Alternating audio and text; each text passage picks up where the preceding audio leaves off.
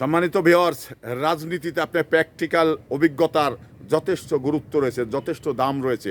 আপনি মানে লেখাপড়া শিখে বক্তব্য দিয়ে নেতা হলেন, এটা কিন্তু মানে এই যে বাস্তব যে তৃণমূলে বা রাস্তায় নামার যে অভিজ্ঞতাটা, এটা কিন্তু আপনি অর্জন করতে পারবেন না। এটারও কিন্তু স্বাদ রয়েছে, কারণ নেতৃত্ব দিতে হলে আপনাকে পুলিশের মার খেতে হবে, পুলিশ তাড়বে, দৌড়াতে হবে এবং আপনাকে অ্যারেস্ট হতে হবে। তারপরেই আপনি মানে সমস্ত অভিজ্ঞতায় পরিপূর্ণতা লাভ করবেন।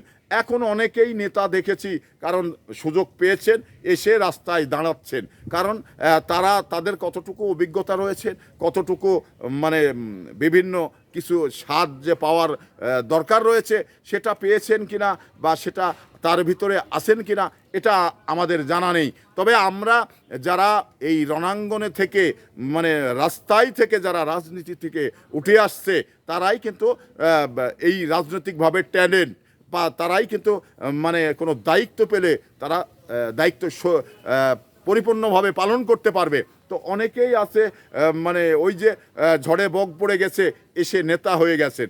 এই ধরনের নেতার আসলেই মানে কতটুকু গুণাবলী রয়েছে, কতটুকু মানে দায়িত্ববোধ রয়েছেন, তো আপনারা এটা বিবেচনা করলেই কিন্তু পারবেন। তবে আমি একটি জিনিস মনে করি, যারা মানে তৃণমূলে মানে ত্যাগ স্বীকার করেনি, তৃণমূলে মামলা খায়নি, তৃণমূলে পুলিশের বাড়ি খায়নি, তারা আসলে রাজনীতিতে মানে কি সার্থকতা তাদের রয়েছে।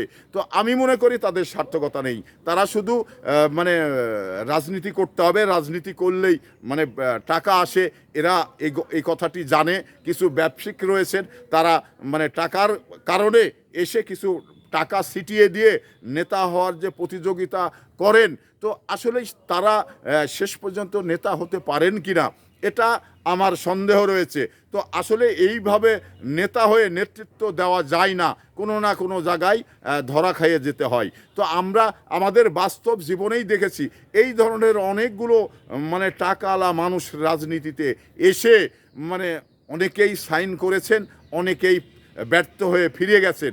তো আসলেই যে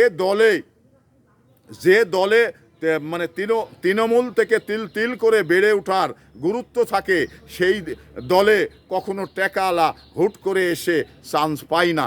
এটা কিন্তু আমরা বাস্তবতার জায়গায় দেখেছি। তো এই বিষয়গুলো আসলেই আমি ব্যক্তিগতভাবে মনে করি, আপনার টাকা আছে, আপনি ব্যবসা করুন।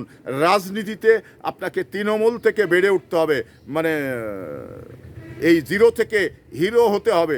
যদি আপনি হিরো হন, তাহলেই কিন্তু আপনি বুঝবেন আসলে পুলিশের ডান্ডা খাওয়ার যে কতটা স্বাদ, এবং জেলখানায় মানে 14 শিখের ভিতরে থেকে যে প্রহর গুণা কতটা কঠিন, এবং এই যে মামলা বোঝা ঘাড়ে নিয়ে শুধু কোর্টে যাওয়ার আশা, এটার যে কতটা স্বাদ, এটা আপনাকে বুঝতে হবে।